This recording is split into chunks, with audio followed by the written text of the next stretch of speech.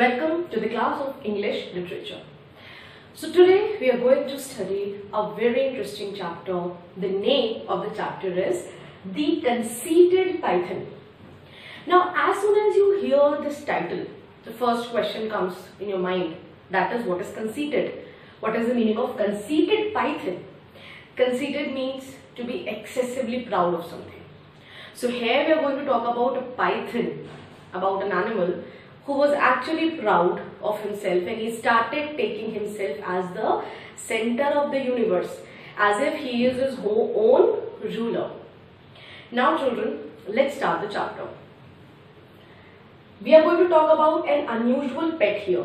As we all know, moreover, when we keep pets, we keep dogs as pet, cats as pet, even we can keep some other pet also, like rat. People have some habit of keeping rat, or a dove or whatsoever. But did you ever hear somebody keeping pet as a python? Probably there will be few cases, because I have heard of places where people even keep tiger and lions in Dubai and all. They keep those also as pets. But right now we are going to study about this unusual pet, that is python, which was 4 feet long. Now we'll come on to the main characters of the family, the most important ones. So the first is the narrator himself, who is describing the story to you. The second is grandfather, third is grandmother, and this is Toto. This family had one more pet. Toto is a pet monkey here. Apart from this pet python, they already have this Toto, pet monkey. Apart from this, they have an extended relation, which is their Aunt Mabel, the relative, the cousin of grandfather. Aunt Mabel is the cousin of grandfather. Now there are a few more characters like gardener, cook, etc., which are not very important. Now children, the story starts with grandfather goes on a search to a market or a place. He is moving in the market, and then he finds a python in the snake charmer. Now there is a person, snake charmer is a person who keeps control of the snakes. So he was just showing off that this is the snake, you can get this snake for this much rupee, you can get this, buy this snake, and so and so.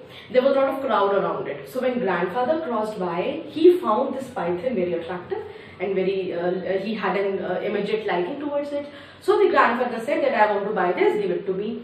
And as soon as he bought it, he just whirled the python onto his neck. The python was all around his neck, and then he moved to his house.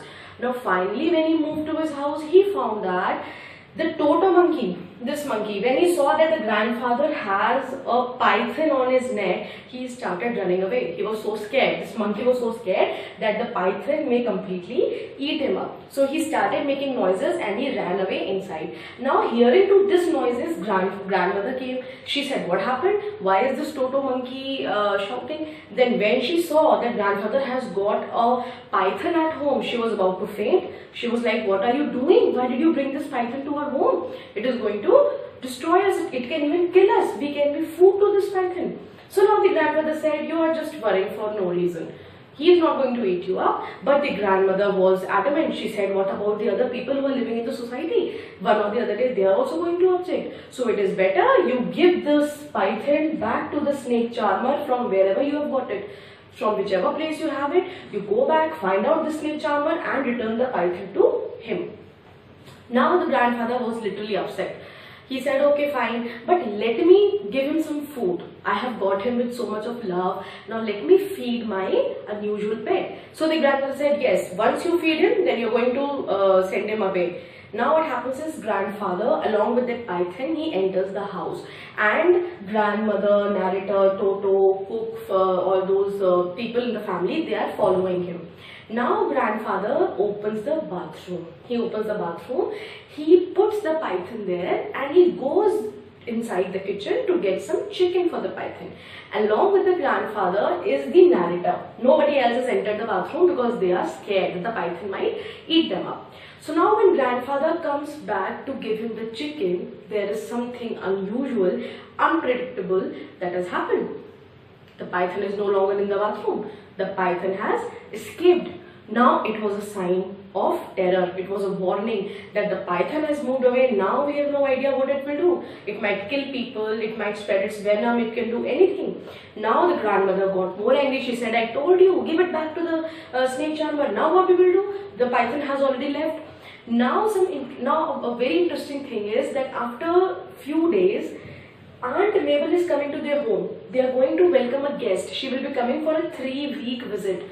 Now the family is concerned, what if this python comes back when Aunt Mabel is in the room or in the house? She is going to be totally scared.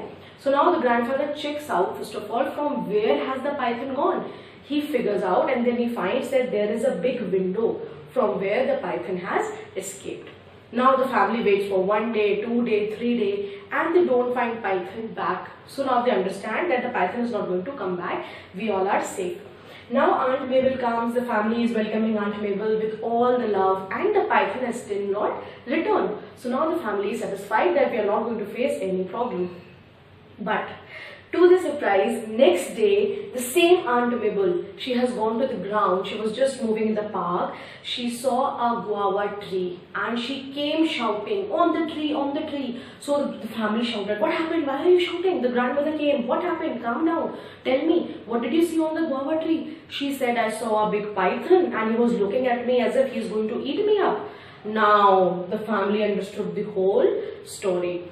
The grandmother glanced. She looked at grandfather and the looks were like, now it is all happening because of you. Now grandmother said, don't you worry, I'll go immediately, I'll pick the python and kill it up. Now the problem was when grandfather went to catch the python again escaped. Nobody could catch him, and it happened at several instances like I have mentioned here. First he was on the guava tree, the grandmother came to pick him up, and then he left. Next, one day he was found behind the cushion. Aunt Mabel was sitting, and when she picked up the cushion, she found that the python was sitting behind it. And again when grandfather came, the python left. Then one day it was found on the dressing table. The other day it was found hanging on the iron rod. Now the family was struggling. The family could not pick the python, and the python was not even harming. But the family was being scared. Aunt Mabel was being scared. And one day finally Aunt Mabel decided that I am not going to be here. I am going back to my home. So Aunt Mabel leaves the home. Now they are all deciding how to catch up this python. One strange thing that they noticed about this python is that the python loved his reflection. Like children, when we are dressed up, we are beautifully dressed, we wear good clothes, we put makeup on. So we look into the mirror and admire ourselves, praise ourselves. Wow, what is it, how we are looking. So similarly, this python has a strange characteristic. He used to look in the mirror and he used to praise himself. So one day, the narrator and the grandfather saw him sitting on the dressing table, and he was just looking at his face like this, oh my body and all. So they understood that if we keep a mirror somewhere, he is going to come to see his reflection or to see his face.